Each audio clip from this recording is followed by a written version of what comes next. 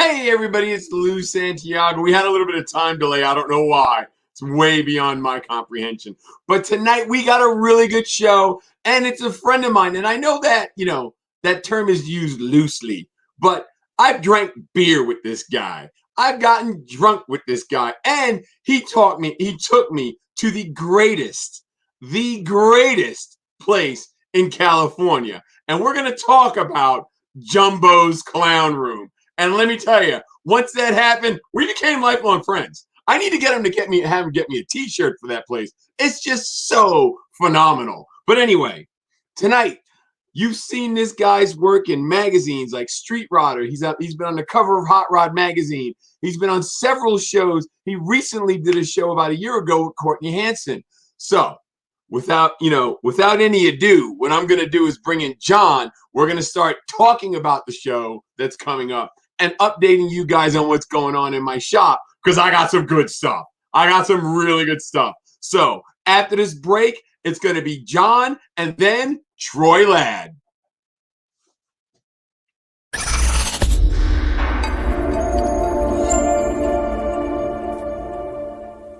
What you need to do is check out DEI, Design Engineering Incorporated. They keep the heat out so you're not sweating to death. Check them out.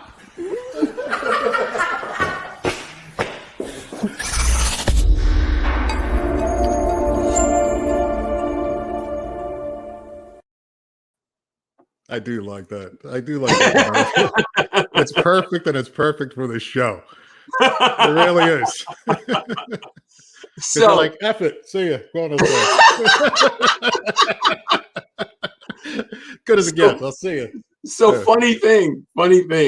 I went to this pizzeria that where I know the guys where everybody, we speak in vowels because they're from Brooklyn. Yeah. So we stop at the Army Navy store on the way home, me and my nephew. And it's a retired sergeant major from the Marine Corps. He's the one who owns it. So we go in there, and he's like, Lou, he goes, I've been watching Three Lefts Don't Make a Right. And look, that's good. I hadn't told him because I don't see him all the time. Yeah. So and I'm like, how did you find it? He goes, I was talking to some people, and they said if I watched it. And I said, no, so I found it. Yeah. That's good. So, yeah. I got a message from a guy today, Eric, and he says he had back surgery. And he says he's trying to recoup. And while he's recouping, he's watching all the shows. So, he said he was watching Gene Winfield as he was typing it up. So he was digging it. So are we just so you guys know, we are actually working on getting it on Spotify and iHeartRadio, Apple. We're looking into getting it out there first, so more people can see it. Because we're trying to make a living at this, and podcasts, there's a lot of people doing it. So we gotta try and stand out, around anything else. Oh, and just so you guys know, also tonight we have no calls because Ryan, the guy who usually does the behind the scenes stuff, Ken's our director. Ryan's the producer. Ryan, the bum, is on vacation. So we don't have any calls tonight, but that's okay. We'll get through it. I'm sure we will. Yeah. And just so you know, I got a shop update, John. I don't know if I sent it here, but no. I'm gonna put it up here. I'm gonna stick it in the camera and show you. It's pretty freaking awesome. I got lights. Wow, yeah, big difference in it. Yes, you can actually see, and as you get older, you appreciate the light. I've always plenty of light. The light. I try to walk away from it whenever I'm really drunk, but I'll tell you, it's getting so bad. I got one of those coal miner lights on my head sometimes, especially when I'm working under a dashboard and it's dark. Because when I drop something, I can't find it.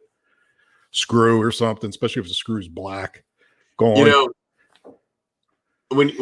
mention that, the first thing I think of is Zoolander.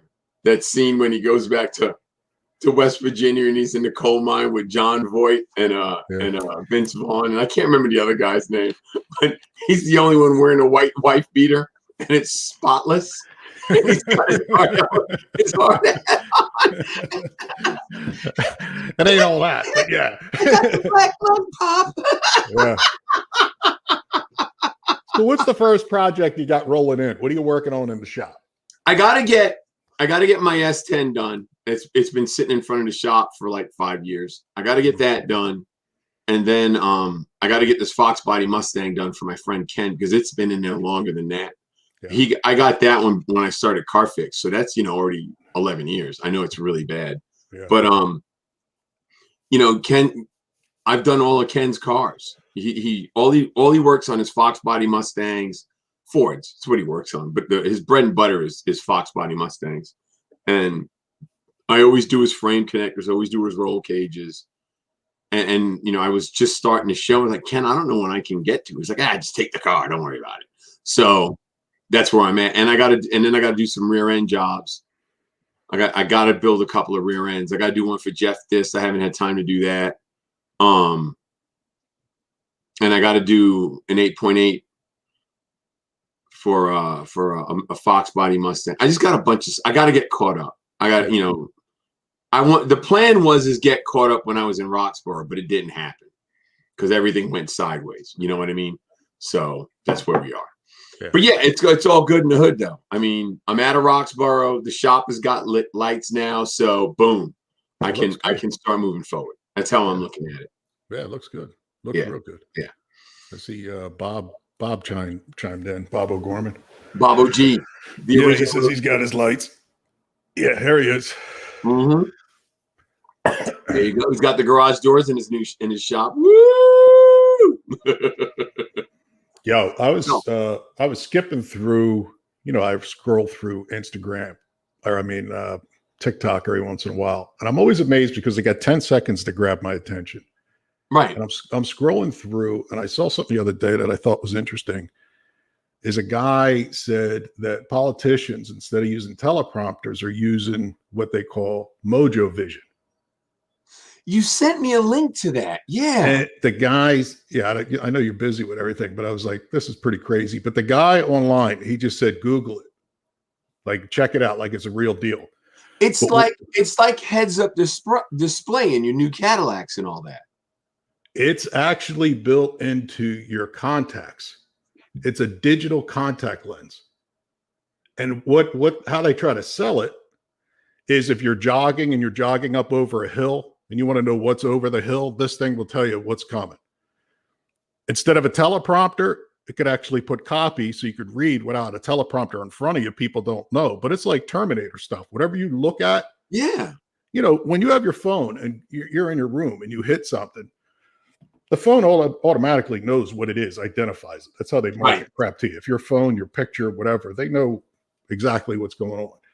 Right. Well, this thing here, these contacts, the thing is, I don't know how they charge it, but they're looking for, I went on Mojo Vision, checked it out. They're looking for people to test them out. But this guy's saying that the politicians are way out in front, already have it. Yeah, because they're giving it to them. Yeah. So when you see the president or anybody looking around they're scanning through, they're not staring into space, although some of them are, but they're actually, their Mojo Vision is what's, they're reading from a teleprompter that's built into their eyeball. That thing. Yeah. It's pretty crazy. That is pretty crazy. Because how do you charge it? How's it stay charged? Well, I know there's some company, and I just seen the commercials, where they actually they charge their earbuds when you put them in the case. So I've seen that. So maybe it's something along those lines. Maybe you have a special case that they go in and they charge. Maybe they're just daily. You throw them out. Who knows? But think about that. I mean, all that's built into a contact lens to be able to see copy and that is crazy. That's pretty nuts. You know what I mean? But I would imagine it looks like the heads up display in a Cadillac. It probably does. Floating in space right in front of you. That's the only way I can think of it. It would look. Just think about what the future is going to be. I mean, if they got that stuff already, what's the future? You know what I mean? Yeah, what it's going to be like? It's going to be like WALL-E, the Disney movie, where we're on a spaceship and everybody's so fat and all the chairs just move around on their own. What do you mean? I already do that now. I got rollers of mine. I can just grab a ball and head to the kitchen. Let's eat. Grab their tail. We're off. All right. So you know what? Let's get a commercial done. Let's get Troy in here so we can beat Troy up. You know, sounds good. Bring him in. He's gonna tell me he doesn't love me, but that's okay. I can live with it. For more than 25 years, DEI has been controlling heat and sound, all with products developed to protect components and drivers alike, and has become the standard by which all heat and sound control is measured. Each product is developed with solutions to problems in mind. DEI knows when it comes to making and keeping horsepower, heat is the enemy. Innovative technology allows us to develop the highest quality products, quality driven, and that's why the best builders and race teams in the world use DEI. Troy! There he is. Hey, what's happening? So this time I come on the show and Lou shows up. That's cool. That's cool. See, Troy, you know I still love you. You know I do. We did because you took me to Jumbo's Clown Room. That's true. That's true. Jumbo's Clown Room. I can't believe that you brought that up. That's if anyone out there knows what Jumbo's Clown Room is all about, it's a whole different thing. Yeah, and if you don't know it, I guess Google it. I don't know, man. John. When we go to California, we have to have Troy and his lovely wife Davita take us to Jumbo's Clown Room. Yeah, we did all kinds of stuff that night. Because I remember going to didn't we get into the private room on top of the gosh, what was that House of Blues? We went to the Hard Rock. Yeah, House of Blues or Hard Rock, and we go into the Fremont room or something that was private, and then we went downstairs. And I think you almost got in a fight, if I recall. Yeah, I did. It was there whiskey involved? It was the whole night. So. No, was it Sublime? No, there was a guy. I think it was Sublime. We're at the Hard Rock, that, right? Or, and we are all the way in the back. All the way in the back. We're like 10 feet from the wall. And Davita's sitting in front of us at a table. And probably, you know how the tables are. They're kind of like 5-6 feet apart, right? There's this couple sitting at the other table. And me and Troy are talking. And the girl goes, excuse me, but you're too loud. You need to stop talking. And I looked at her, looked at Troy, and I pointed up front. There were like 3 tables all the way up by the stage. I said, see those tables? Get the fuck up and go over there. So you were nice to her. You were nice to her. Exactly. And the guy looked at me, what the fuck are you looking at? As you can imagine, there's no situation in the world where somebody Lou was too loud. Yeah. I can hear you laugh from here, not through the screen, but from. That's true. That is true. And you know the thing is, it's a concert. Yeah, it's not like it was a real quiet atmosphere. I'm the only one making noise. Right? Yeah, or a violinist. It's bizarre. Yeah. Oh, you have a good memory. I can't really piece all that together. It's because I'm old or because I was drunk. Both. So, yeah. Now I'm gonna tell you now, John. Okay. So they picked me up, right? I was at the they called it the Cokewood. It's where all the actors and actresses go to die, basically. The place I was staying at where they put me up for the show. So I get in the car, and Troy goes, Lou, have you ever been to Jumbo's Clown Room? I'm like, I never heard of it. What the hell is Jumbo's Clown Room? The name sounds crazy. Yeah. So he's like, and Davina's like, we gotta go, Lou. I'm like, all right, let's go. So we go to Jumbo's Clown Room right now. It's a strip club, okay? But it's a strip club where all burlesque kind of thing. It's where all the old strippers go to die. Oh. Dude, they don't have a DJ. The place is probably as big as a bedroom, right? Yeah. It's this little half circle stage, and it's not big at all. Like if you did a split, you'd be touching the back wall and the edge of the stage. It's that Nothing small. but the best for Lou. Oh, Troy yeah, gives right, nothing but the best. And they don't have a DJ. All the girls drop 3 quarters in, so they get 3 songs on the jukebox. In the jukebox, yeah. And the place was mobbed. It was standing room only. Wow. And dude, It's we're hanging out, awesome. right? And I'm getting pretty hammered. I have to admit, I'm getting pretty hammered. Oh, and they do have a stripper pole at the front of the stage, right? So we're hanging out. You know, it's just crazy. It's just crazy. And then all of a sudden, this one-legged stripper comes up. One-legged stripper. One-legged stripper. Man, you have a good memory. I don't remember. How can I forget that? How can I forget that? Yeah. I've seen a lot of things, Troy. I've been a lot of places, but I never saw that overseas. You know what I mean? I'm like, oh! And guys, she's out there going. Hopping around on one leg, like, dude. It's got like I should have bought a T-shirt. I didn't think of it. Oh God! Troy, you gotta give me a T-shirt. There's like velvet. There's velvet paintings on the walls of clowns. For some reason. For some reason. It's the black velvet paintings like you see of Elvis. They're clowns. Is it still around? Still open? It has to be if it's doing well. Oh, of course. It's one of those kind of. It's old Hollywood, kind of in the know places. So it's not really even a strip club. It's more like a burlesque club because they don't actually get naked. Yeah. But it's more of a place, like he said. We went with Davida. So it's not like a bunch of dudes with the cheesy DJ and all that. It's really kind of more of a cool bar, and then the stripper thing is part of it. And like I've been there, and like 3 seats over before he passed was Lemmy from Motorhead. I'm like, oh, hey, that's Lemmy. He's like, you know, like so there's a lot of, I know like there's some like rock stars and things that have had their birthdays there. So it's kind of like this cool, weird. Yeah, it's weird, dude. It's a weird name. It has to be that way. Yeah.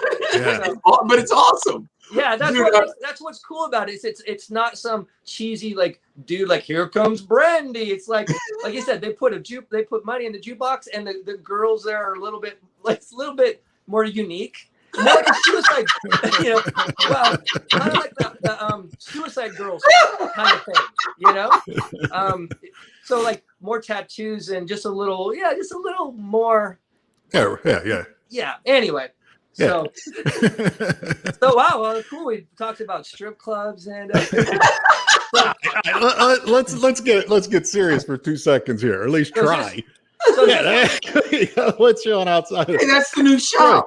Oh yeah, that's my new shop. Yeah. So wait, I'm confused. I thought this was a political show. Don't we talk about politics? It's two left. Hey, if you want to talk about politics, we ain't scared. Yeah. You want to get into two left. We are not scared. You know, I'm actually surprised that Troy picked up on the flip on the name, because every time I talk to them, they're directions. That's directions. It's right. No. Lou and I said, listen, we want to head this way with it. This is the name. We want to head that way with it. It's got two. That's instantly what I thought. I was like, yeah, 3 lefts don't make a right. But anyway. Yeah. But we so do. What you're saying is you're educated. You picked up on it. I think I am. Okay, sorry. Good. Let's back to. It's pretty good. Hey, like I said, if you want to talk, we can go that direction. I don't care. It doesn't bother me at all. It's I could sum up the world in 2 words. It's fucked. We can move on to cars now. We can talk about cars now. Troy, that's the new shop. Yeah. Right. That's Burbank. Yes. Tell us about the place before you moved into this one. That was off of Palm Avenue, also in Burbank, just kind of in downtown, and that was the first place that when I started Hollywood Hot Rods, I was able to lease back in 2002, and it was a neat, cool old building. But they're going to tear it down. But more importantly for me, as I progress, I purchased that building that you're seeing there. So I purchased that in another building next to it. So it's trying to do the correct long-term hot rod builder thing and not just be hot rod poor forever. So right. I purchased this building and just keep trying to move up and have some assets to try to maybe someday I don't know, retire. I don't know what do hot rod people do. I think you just keep building cars Never till you retire. die. Yeah, you just keep I going think. till you die. Yeah. The legends do. The So- legends all do. We don't have Speaking- a Jumbo's clown room to go to, so you got to in this job. That's that could be my thing. Is like I can open up someplace and call it Hollywood Hot Bods. There you go. Or There you go. work in, or maybe a restaurant, or maybe I should have Hollywood Hot Dogs. There's a whole lot of things I could do, but right now I'm building cars. Yeah. Troy, So- tell us early days. What I want to know is the influences, because you went to school, got a degree, business, and you came back to cars. Tell us about the influence of personally who and what builders influenced you. So kind of how that worked is, and you guys would understand. Well, shoot, probably anyone watching this show would understand. I just got the sickness, I got the obsession, and once you're in it, you can't lose it. So I was been building cars since I was 16, and it's just always been an obsession and a hobby. But I was also trained, raised that, you go to school and you get a degree and you do the proper things in life. So I always had the cars, and I always had a little place to build them. Never stopped. Even when I was trying to go to college, I put myself through college and worked full time and worked on cars on the side, just because I could never lose it. And then at one point, I had a decent job. I used to work for a development company where I built hospitals and laboratories and things like that. And that's going to school. What got me that job was education. But every minute of every day from 5 o'clock until 2 in the morning was at the shop working on cars. And then on the weekends, my day job was just a facility to earn some money just to do cars. Totally different mindset. I didn't hang out with work people. I didn't even go to lunch with work people. I had hot rod magazines and eBay and car parts to buy. So that's just kind of how I'm how that happened. And then at one point, actually, Davida, who Lou knows, she said, "Why don't you just stop working and do your car thing as for a living?" And that just did not compute with me the way I was raised, because I was raised, go to college, work for a job, make the money, start a family and all that. So she kind of said, well, she was going to law school, and she was trying to do the law school, or not trying, she did the law school thing. Yes, she did do law school. She did it. Yeah. She accomplished that. And I was working for a really big company in Orange County, but still young. And she's like, well, we don't have kids. We don't have a house. We're still working on our careers. You should just do it. What's the worst that could happen? You fail and go back to a job. So that's what happened. So I literally quit the day job and started Hollywood Hot Rods. And that was the place, the other location in Burbank. And that was 2002. So yeah, I was going to say, it's been a while. It has. Time flies. And, for also, I always like to make it clear to people too, that it's encouraged. I try to encourage people. Like, I believe that I did what people dream of as far as the American dream. I started with nothing.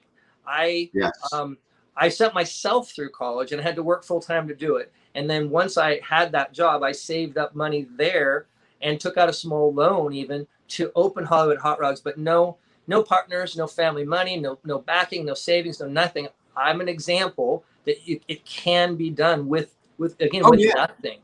So and when I look back on it on paper, that was the stupidest idea I could have ever done, but it worked out. Like for me, it worked out. And then I got really been fortunate over the years to build some pretty high profile cars. And then media has been kind, like, especially print media, like build a car, goes in a magazine, build another car. And then, once you kind of get that following, you have to work at it, and you got to keep going. And we have to keep building, show winning cars too, to kind of stay in the public eye and stay on top. And that's the part at this point that gets kind of hard, because it's always been exciting to be that young up and comer. And then just recently I realized, like, oh, wait a second, now I'm the guy that the other people are coming after. Yeah, right. I'm one of the established, which was a dream. Like I'm finally like on the like my friends, like Pete Shaporis before he passed, and like Roy Brizio, who's kind of a mentor. You were asking about mentors, guys like that. who I looked up to at one point. Now I'm hanging out with them, and we're all contemporaries. Like, oh wow, that's crazy. So that's Troy, like, how soon? I don't mean to interrupt, but how soon after you opened your shop in '02 did you start to get recognition? And what was the first thing people said? What car put you on the map and said, "That's it"? Tell us what you're doing here. We chopped a '51 Chevy, and that ended up being a multiple tech article in Rod and Custom magazine. So that was probably like the first print ad that really got us out there. And then, interestingly enough, just a year in to the shop, we were approached by Bud Brutzman, who was producing Rides, the TV show Rides. And we got an episode of Rides when the shop had only been open a year. I forgot about that. Yeah. So that was like 2003, and we built 2 32 Roadsters and then ran them on the dry lake at El Mirage. So that I always say that kind of propelled the shop. That gave me almost like a 10-year jump as far as notoriety in our industry. But then after that, one of the things about that is just being on TV doesn't mean your fucking phone rings the next day. What? Lined up to build cars. Yeah. Like they call me to buy T-shirts or say, "Hey, dude, I saw you on TV last night." But you still in our industry still have to actually prove yourself. So we followed up with another car that competed at Grand National Roadster Show for America's Most Beautiful Roadster, and then continued. And once you build on it, then I think that's the key to really starting to create a reputation and a notoriety. It's just not one. Any marketing person will tell you it's not one thing. It's cumulative. Everything you do, things like this, and you kind of got to stay in the public eye to keep. And as from an artist's point of view, keep pushing new, amazing things out, like our cars. And I think that's a little bit. I'm a little bit different than like TV car stuff, because we're trying to win like America's Most Beautiful Roadster and Riddler and things like that to really push the top of our art. And I've been lucky with TV and done it here and there, but I've never moved from that to that, if that makes sense. Like it's all, the art is always more important, because you really can't do what we do on TV. Right. Kendig's done a pretty good job at actually showing real builds on television, but for the most part, like a lot of it's just not the same. A Riddler winning car is not the same as something that gets built in 7 days on TV. But it's TV done after 7 days. That's all. And there's definitely a place for that too. But like again, I have a good friend of mine who was he worked for Bud Brutzman. I did a bunch of hot rod TV. I did rides. Must have done 30 different things with BCII. And he told me, he's like, don't get caught in the drug of TV. He's like, are you a TV host or are you a car builder? I'm like, well, I'm a car builder. He's like, then stay a car builder. TV will come, but don't chase. So that's kind of always been the philosophy, is try to keep the art pure, because I really believe what we do is art. Yeah. There you go. But I got to tell you, the ride got away. I think that it was really, really done well. I think that I actually think I saw you crying at one of the episodes there. Yeah, a couple actually. I think it was the young girl. That young girl with I think it was a 32 Ford you built for. I think she had cancer, if I remember right. And when she started rambling through the metallic paint and really speaking the language, I was like, holy crap, this girl knows. I mean, it didn't seem like somebody was feeding her lines. Her dad was actually spending time with her. Yeah. That show really came off well. I was surprised at how emotional it was, the turnaround, the give back, them capturing the emotion, I thought was done well. But explain how that came about. Explain your thoughts on it. Anything you could tell us behind the scenes and that type of thing. I also think that came off well, and that was a big push to make sure that it did, because I'm really protective of my brand, the Hollywood Hot Rods brand, and even the Troy Ladd brand, things like that. And how that came to actually Lou made that happen, oddly, in a weird way, right? Do you remember this? I don't know. I may, once you start saying, I might. I think because Courtney, you had called me you were going to meet Courtney to do something here. And you said, hey, we don't need, can we meet at your place? Because we need somewhere. You were coming flying in, she was LA. And then I started talking with Courtney, and then let's see what happened. You're South Carolina. Something happened, and she said, well, Lou doesn't want to come to LA to do it. Like, Lou's not gonna be able to do it. He doesn't fly. Yeah, Lou doesn't fly. I would have drove. I did far. Yeah, I mean, at the time, it just wasn't. I couldn't do the show. It's just the way it worked. For some reason that at the time I just couldn't do the show, and what it was I suggested using Troy's shop to shoot some stuff in because Disco wanted some video of me and Courtney working together, talking and all that. And when it didn't work out for me, I had mentioned to Courtney, he's like, why don't you just go get Troy, and we just go from there. So yeah, that's how that went down. And you're right. I forgot about that. Quite honestly. Yeah. So that was the initial connection, and then but it took 2 or 3 years after that. It was 2. I think it was 2. 2 years. Yeah. To actually, and it changed. It changed formats multiple times until it evolved into the one that it ended up. And there was a different idea, and then I had already shot like a pilot for a show called Rescue. It was Ride Reunion or something, Restoration Reunion, and it was like basically this kind of the same concept where you found somebody's first car. I did shot it with this guy Mike Musto. I don't know if you know Mike Musto. I don't know him. He has a podcast and muscle car stuff as well.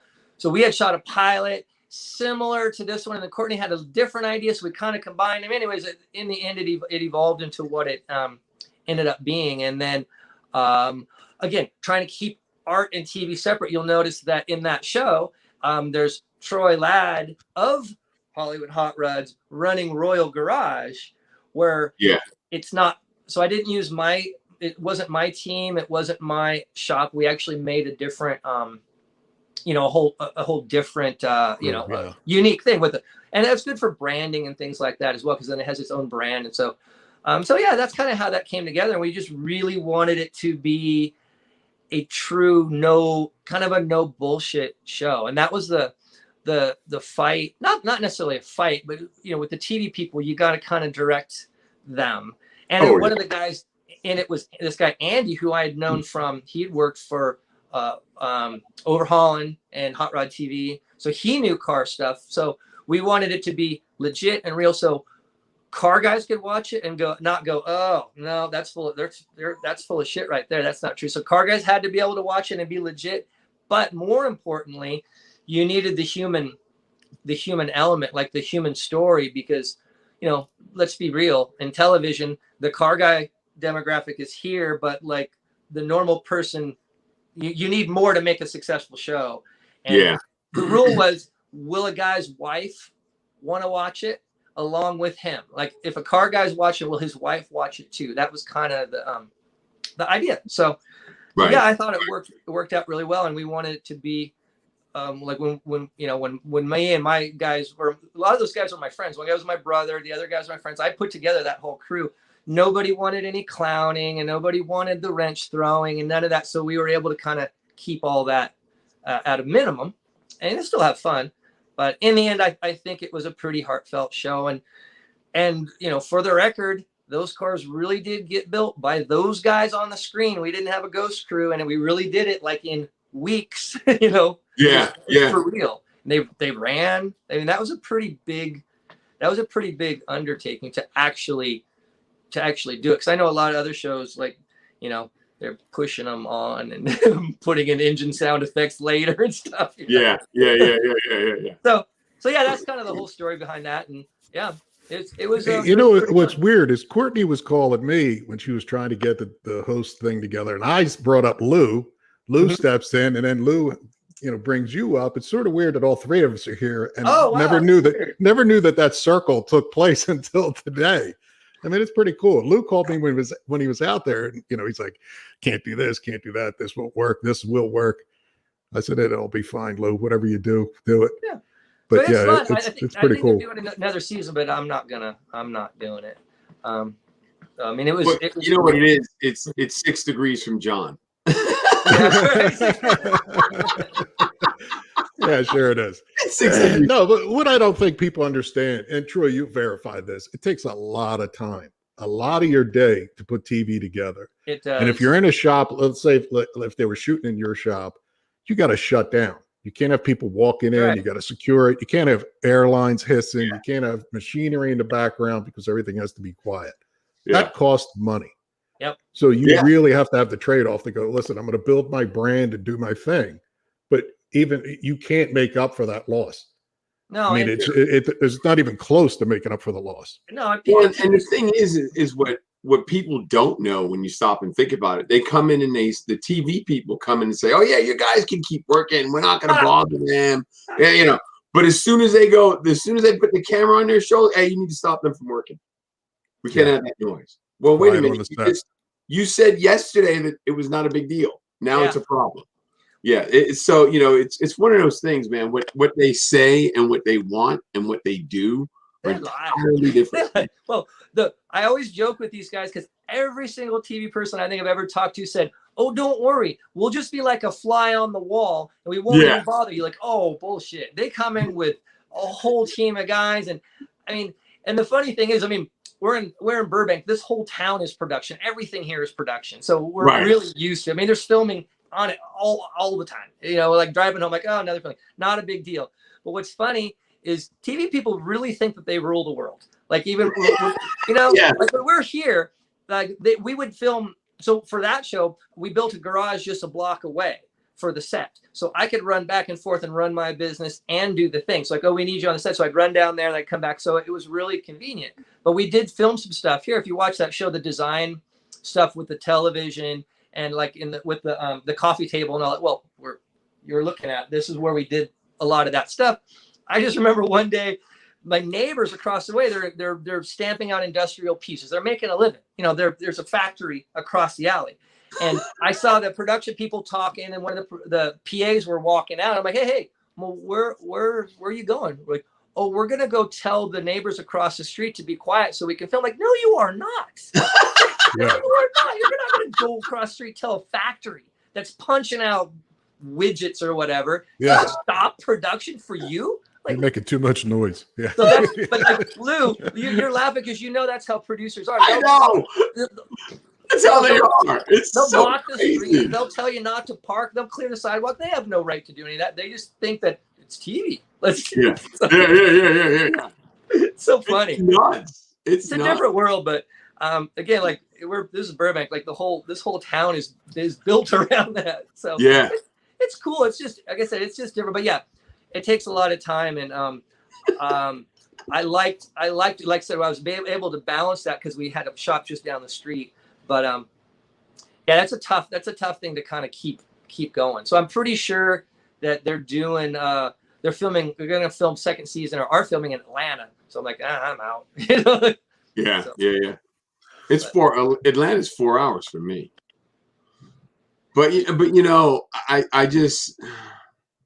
doing the YouTube thing. I want to do that. I want to have the control of what I do when I do it. I think that's going to be, for me, that's just it. Yeah, because my thing is, when you stop and think about it, Troy, I don't have anything for myself. You know what I mean? I don't have any cars for myself. I got a bunch of stuff sitting in the yard, but I can't ever work on it because I'm doing everyone else's stuff. So I decided the only way I'm going to get it is if I do YouTube, and then I can build my stuff. So that's what I'm going to do. That's where I'm at. Yeah. That's a good plan. I mean that's again where I've been fortunate because for me, I already have like this. So when I go off and do TV projects, it's different because I have this to fall back on, and those are just, you know, little outside things. So yeah, I think it's important to build your own brand and build your own empire first, and not be, you know, because, you know, let's face it. I mean, you've done it enough that you know that TV's not gonna, at least the shows that we've been doing this, you're not gonna make you rich, believe it or not. No. People think so. but Yeah. it's not. And then where do you go after? You need your own legacy. You need your own thing. So yeah, I'm rooting for Lou's empire. and well, and you know, I never tried to get into TV. It just happened. It's like yeah. You know, I mean, because like, dude, John will tell you, and I think you know this about me. I don't plan very much. I'm just running through life. We saw that tonight. We saw that tonight, Lou. And you want me to do TV? Okay, I'll try it. Let's a question I got is we brought up a picture of your guys. You've been in business 20 years now. Has any of the guys in the picture been with you since the beginning, or you've been these guys? They look pretty young. Except for the guy in the front. The guy in the front looks a little older. Yeah. Dog looks old. Two of the guys in the picture. The one, if you're facing the picture, so second from the left, that's Kyle. He's been here probably not that long, but we probably first saw him maybe 4th or 5th year in, and then he worked here for a while and then left and then came back. He's still there. And then second from the right is we call him Smokey. His name's Dave. He's been here probably 10, 12 years, something like that. So wasn't he? Who's your metal guy? Your main metal guy? Or is it combined? They all do it. They all do it. I mean, there really isn't a main metal guy because we kind of have to all shift roles. Yeah. But yeah, the guy in the middle, let's see, third from the right, Marcio, he's from Brazil. He's really talented with metal currently. So, and actually this lineup has even changed a little bit too, because a couple of the guys have went home. Because I've like 2 of the guys had come from, one was from Oregon and one was from Washington. And literally like they flew down here and moved to work here.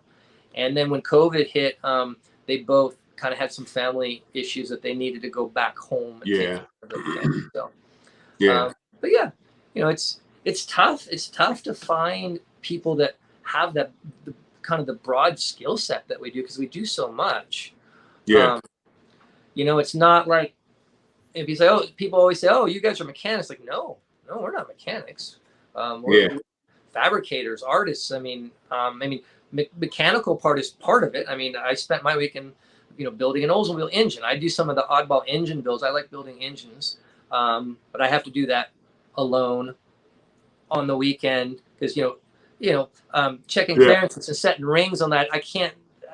You don't want to multitask when you're doing that. No, you don't. Yeah, you don't want to multitask. I understand. So yeah, we really have a kind of a broad range of skills, and it's neat because everybody here all came here from just the passion. I mean, just everyone here is like garage builders, that were building stuff for themselves or just into the hot rod thing, and then ended up here. We all do it together, right. Which is sometimes a little bit insulting when I see like stuff on the internet and see like, built not bought, or one of those famous shops. Like, famous shop, it's just a bunch of dudes that learned to build in our garage just like you. We just happen to get together. It's so weird that people get all hung up because we're all just garage builders that honed our skills and took it to the next level. That's all. Yeah. So, yeah. Drew, let's go through the next level. Let's go through some of your builds because we got some pictures, and believe it or not, we got 15 minutes left. I mean, we ran through 45 minutes already. But the Mulholland Speedster. Now that's the one I like. Explain this build. So I think that's currently probably like kind of the pinnacle of our career so far. Besides the next one we have downstairs that we're going to release in January. But so basically what that is, the best way to explain is like you talk about evolving the art and pushing the next level. I'm always been more interested in the next challenge and the next thing more than like making money, which is probably why I'll always be poor because I'm always trying to do the next thing. But so, you modify cars, you learn how to chop cars, you learn how to section cars, you learn how to go further and further and further. What's the final evolution of that learning curve? It's how about build a whole car from scratch? So that's basically what that is. That was designed by Eric Black, who's a pretty amazing, he's Yeah. like an amazing designer. And so in conjunction with the owner and myself and Eric, we came up with that design. It's based on a Packard, but it's got a lot of LeBaron bodied features, a lot of like Del Hay, a lot of French influence and things like that. So it's basically, let's take all the sexiest things that we can think of in a car and put it onto our own design and design a car. So that's what that is. And I believe it's a little bit different than some of the cars you've seen out there. That like, it's not like an aluminum bodied car stuck on top of a Oldsmobile, 85 Oldsmobile chassis or a Roadster Shop chassis. I mean, Roadster Shop is amazing, but like, it's not an LS powered fake. Yeah. It's not. That car was built, like, suspension has been engineered and designed and created and R&D'd here. The frame was designed literally, if in plan view, it's a figure 8. So it's a figure 8 frame. So every piece is a piece of art itself, working together for the greater good. So every bracket, every little thing is just, art on top of art on top of art to create that. And we believe that it's got like some, it's got real DNA in it, because it's not like a kit car or anything. It's shaped out of steel. It's 18 gauge steel. And I think the fenders might be 20 gauge steel. The retractable roof is aluminum. But we use a Packard grill, and there's Packard, some trim pieces, and there's the door handles are from a Packard, and there's a lot of little pieces on it that are from vintage. Oh, the engine. So the engine is cool. So I literally made that up. What that is, that's a 12-cylinder flathead, a Lincoln flathead. But then I found that the blower is a super weird 50s era radial style blower that we made a manifold for. And then we found super rare vintage IndyCar side draft carburetors and made manifolds for that. So we put together all those pieces of vintage stuff to make a vintage engine that never existed. You know what I mean? So, yeah. So it's, we had a lot of fun like that. And that car's got a, like some hidden techno. Part of the rules to the car, there could be nothing that gave it away as modern. So if you crawl under it, it's got an independent rear end that we made I-beam type arms and things that even the universal joints, they wouldn't have had universal joints like that in the 30s, I don't think. So or even still, they looked too modern. So they're wrapped in leather with little boot laces. And just every detail we went to try to make it look like a 30s period piece. But it's also got hidden, there's linear actuators that are built into the car that raise and lower the suspension. So we can raise and lower it from a phone app. But you can't see it. It's all hidden because there's quarter elliptical springs on a pivot that it just rotates the springs from behind, but the bracket is hidden inside the car. So anyway, neat stuff like that. And the roof is just an engineering feat of all feats. If you can find a video of it, it's neat. So the back opens and the roof flips and then automatically hides into the tail section, and then the lid closes over it. So it's all that's pretty cool. Yeah, it's all automated. That's my favorite part of the car. When I saw that happen, and you're right, you need to see the video. The stills don't. You do, and part of the design for that too is if you look closely, there's pieces of that top that when it rotates into roadster position, there's painted and upholstered parts that fill in. Yeah, I'm pointing at the screen. I don't know if that works. But bottom right, you can see that it's finished, so it looks complete as a roadster.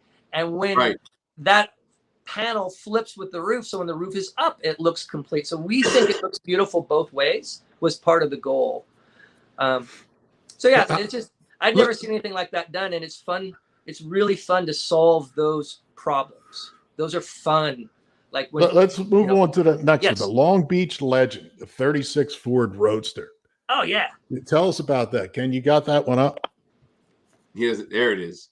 That's a fantastic car. So again, we always build our cars for a complete story. Like you have to build engine, drivetrain, frame, inside, outside, everything has to be built as one cohesive package, one piece of art. And that piece of art has to follow a story. So the Packard was, high-end 30s era Art Deco car. Long Beach legend. So in Long Beach, there was a Ford plant, and at the Ford plant, this is true. And at the Ford plant, they had an assembly line that did 36 Roadsters, and they did Lincoln Zephyrs. So they ran them at the same plant. So then the story goes that the guys at the plant got together and said, well, there's not a Lincoln Zephyr Roadster. What if we combine parts from the Zephyr, put them on the 36, and we would make this more elegant version of the 36 Ford Roadster? So that's what the Long Beach legend is, although it's plausible. And I even got it into Pebble Beach, not the Pebble show, but the Quail show with that story. We made it up. No way. Yeah. So that never happened. It could have. Right. You know, I mean, the story about the Long Beach plant is true, but did they put the parts together to build that car? No, we did. That's awesome. So that's what that is. It's a 36 Ford. Then you can see that it has a lot of Lincoln Zephyr parts, the dash, the taillights, and just a lot of really more elegant features of the Lincoln integrated into the 36 Ford. Great car. Full Metal Jacket, because we're running out of time. Full Metal Jacket. Explain this. Weird. Who, what, where? Okay, so this was just a deal with Ford, where Ford asked us to, we pitched the idea of redesigning the Ford Mustang, and at the time, this was before the new model came out in 2015, so this was 2014. The Mustang didn't really have a real fastback look, in my opinion. There's a second window back there. So we decided, let's make a true fastback version kind of the Mustang, and why not do it with a convertible so the aluminum top unlatches and lifts off? So it's an aluminum lift-off top on a Ford Mustang, and we also were trying to push for more of an exotic car performance feel. So the entire back of the car, the plastic bumpers that stick out like a big butt, got rid of all that, and we rolled the back, the back where the bumper is, gave it a big old diffuser and an air tunnel down the middle in the back, and it's got crazy suspension and supercharger. It's like 800 horsepower or something. So it was just different for us, and it doesn't. That's not your normal thing. It is, but if you think about it, it's not, because that's why they call it Full Metal Jacket, because all that stuff we replaced plastic with aluminum, and we made an aluminum roof. So that is what we do, and it's kind of industrial. It's got rivets and things. So so those pictures are since then I've painted a lot of the aluminum black, because it looked a little some of the aluminum looked I didn't like that the rockers stood out and the side vents stood out. So now a lot of that stuff has been painted black. But after Ford showed it for a year, then they gave me the car, so I have it now. Oh, cool. So, and I've raced it all over. I've raced Laguna Seca. I've gone to a bunch of different tracks. So it's a legit course car, which is fun. That was a new thing that I learned in the hot rod world. Our hot rods 32s don't handle all that well. What? And then I started driving that. Well, that's fun. So all cars matter. I have all kinds of different cars in my collection. So, well, let's go through the 40 Ford, the Street Rodder build. That's cool. That's a cool car. Yeah. How'd that come about?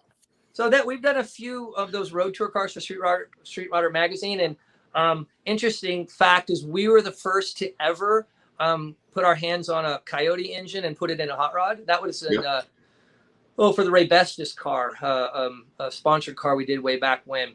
So we were pretty ahead of everybody on the Colt Coyote thing. So this was a few years after, but that's a Coyote engine that we made our own stack injection for. We like vintage looking stuff. So I love the engine on that car, and then the chop. So really, you don't chop a 40 Ford. You just don't. It's not something that you should do. They never look right. But we thought maybe if we gave it a little bit of a haircut and move the windows a little bit, and we could help it out a little bit, because those are just beautiful cars from the factory. So that's what that is. We did a what we call like a gentleman's chop. I think it's like 1.25 inches, maybe 1.5 inches, and then located the back window, and then we kind of redid those quarter windows so they didn't look pinched. So in the end, it looked. We think it looked pretty good with a chop. So good car. Yeah, we did a few of those that's for Street Rodder magazine. Then they toured all around the the country for a year. They put like 10,000 or 15,000 miles on that car in like 3 months. So they just drive it non-stop all over the country. And we have to build it so it doesn't break. Don't they give away those cars? No, they keep those. The road tour cars they keep. That Ray Bestis truck thing that we did, they gave that away. But yeah. Yeah, I couldn't remember. I couldn't remember if the Coyote Comet 63. That's a cool car. That car I love that car. That's actually my wife's car. It's Davita's car. So that's at my house too. So yeah, that's just we don't like to over customize cars. That car is severely customized. There's a lot of custom stuff, but it still looks like a Comet. We try to keep the things that are iconic about the car and then fix the things that don't help that story, I guess. Yeah.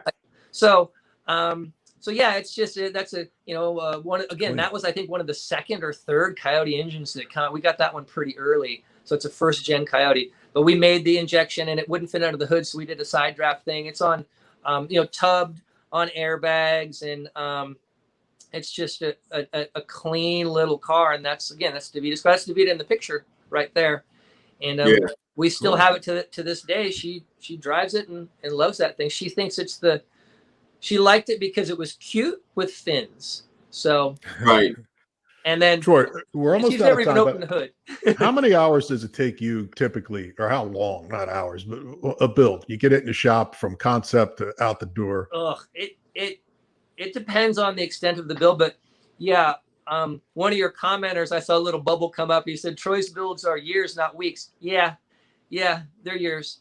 I mean, the Packard, the Mulholland, it took 6 years. Wow. And then, but then conversely, like the road tour car, 6 months. So yeah. The Comet, that was a quick one because we did it for SEMA. Well, since it's a personal cars never get done. It would, and I purposely pitched the Comet to SEMA manufacturers, like, hey, we could build this car if you wanted it in your booth.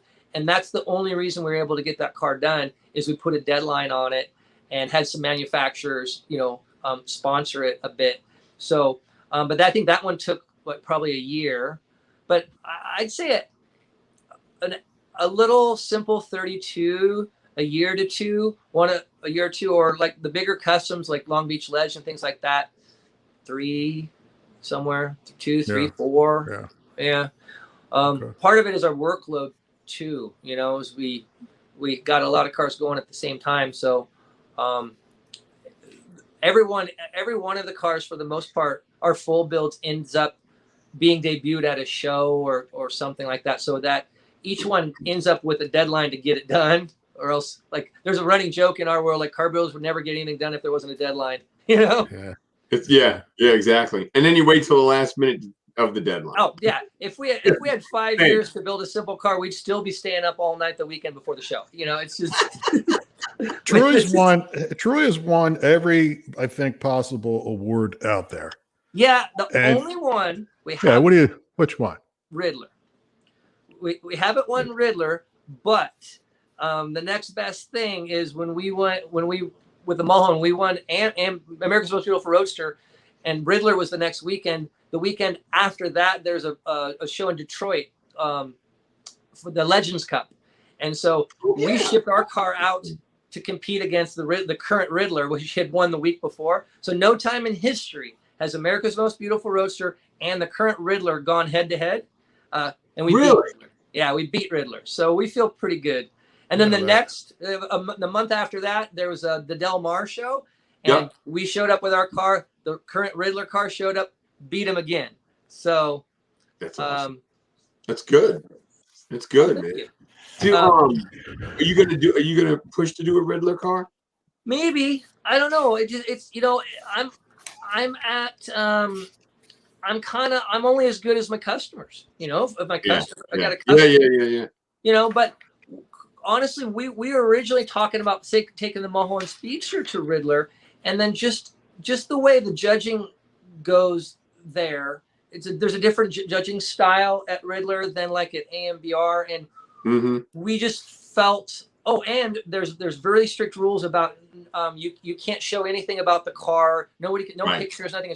So with the Mulholland, we made the strategic decision, like, okay, our car is beautiful based on style and silhouette, and we needed to be judged on its design, where Riddler was more points. Right. And for us, I wanted to start a whole like media, like, you know, promote the car. So a year before AMBR, we took the car out in bare metal. We're allowed to. So we started like all of the anticipation for our car like a year, actually it was 2 years in advance, showed it in bare metal, and I would post progress and post pictures, and you can get a whole, I think there's more value, especially as a builder. When the car gets an identity.